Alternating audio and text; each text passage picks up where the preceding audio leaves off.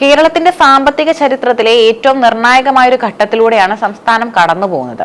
2026 സാമ്പത്തിക വർഷത്തിന്റെ അവസാന നാളുകളിൽ നിത്യനിദാന ചെലവുകൾക്കും വികസന പ്രവർത്തനങ്ങൾക്കുമായി വീണ്ടും 1750 കോടി രൂപ കടമെടുക്കാൻ സർക്കാർ തീരുമാനിച്ചിരിക്കുന്നു. ഈ മാസം തന്നെ രണ്ടാം തവണയാണ് സർക്കാർ കടപ്പത്രങ്ങൾ പുറപ്പെടുവിക്കുന്നതെന്നത് ഖജനാവിന്റെ ദയനീയമായ അവസ്ഥയിലേക്കാണ് വിരൽ ചൂണ്ടുന്നത്. മാർച്ച് മാസം ഏതൊരു സർക്കാരിനും സാമ്പത്തികമായി വലിയ സമ്മർദ്ദമുള്ള കാലയളവാണ്. മുൻവർഷങ്ങളിലെ കുടിശ്ശികൾ തീർക്കാനും നടപ്പു വർഷത്തെ പദ്ധതികൾ പൂർത്തിയാക്കാനും വലിയ തുക ആവശ്യമായി വരും. 1750 കോടി രൂപയുടെ പുതിയ കടമെടുപ്പ് വഴി സർക്കാർ ലക്ഷ്യമിടുന്നത് ശമ്പളം, പെൻഷൻ, ക്ഷേമ പെൻഷനുകൾ എന്നിവ മുടങ്ങാതെ വിതരണം ചെയ്യാനാണ്.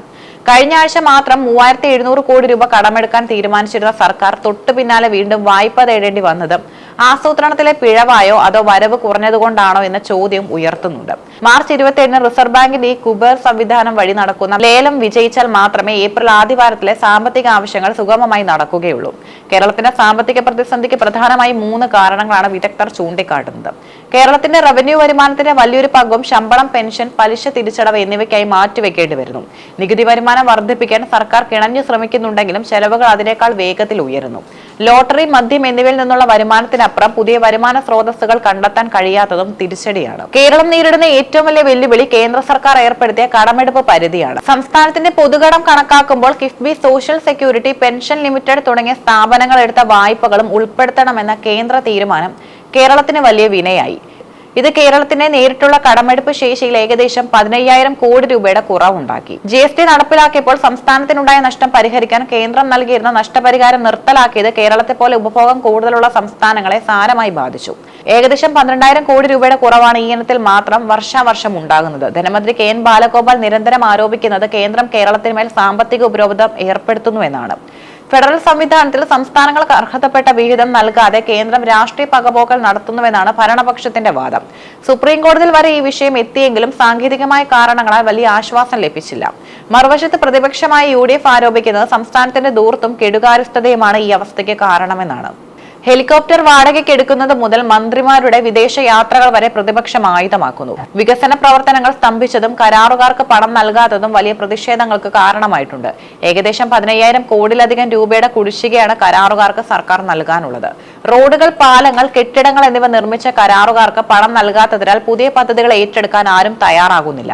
ഇത് സംസ്ഥാനത്തിന്റെ അടിസ്ഥാന സൗകര്യ വികസനത്തെ ദോഷമായി ബാധിക്കുന്നു. പല നിർമ്മാണ പ്രവർത്തനങ്ങളും പകുതി വഴിയിൽ വെച്ച് നിലച്ചിരിക്കുകയാണ്. മാർച്ച് 31-നകം പരമാവധി ബില്ലുകൾ മാറി നൽകിയില്ലെങ്കിൽ അടുത്ത സാമ്പത്തിക വർഷം വലിയ ഭാരമായി ഇത് മാറും. അതിനാൽ തന്നെ ട്രഷറികളിൽ ഇപ്പോൾ വലിയ തിരക്കാണ് അനുഭവപ്പെടുന്നത്. എങ്കിലും അത്യാവശ്യ ബില്ലുകൾക്ക് മാത്രം മുൻഗണന നൽകാനാണ് ധനവകുപ്പിന്റെ കർശനമായ നിർദ്ദേശം. കേരളത്തിലെ 60 ലക്ഷത്തോളം വരുന്ന സാമൂഹിക സുരക്ഷാ പെൻഷൻ ഗുണഭോക്താക്കൾ ഈ സാമ്പത്തിക പ്രതിസന്ധിയുടെ വലിയ ഇരകളാണ്. മാസങ്ങളോളം പെൻഷൻ കുടിശ്ശികയാവുന്നത് സാധാരണക്കാരുടെ ജീവിതത്തെ താളം തെറ്റിക്കുന്നു. പുതിയ കടമെടുപ്പിലൂടെ ചുരുങ്ങിയത് 2 മാസത്തെ പെൻഷനെങ്കിലും വിതരണം ചെയ്യാൻ കഴിയുമെന്നാണ് സർക്കാർ പ്രതീക്ഷിക്കുന്നത്.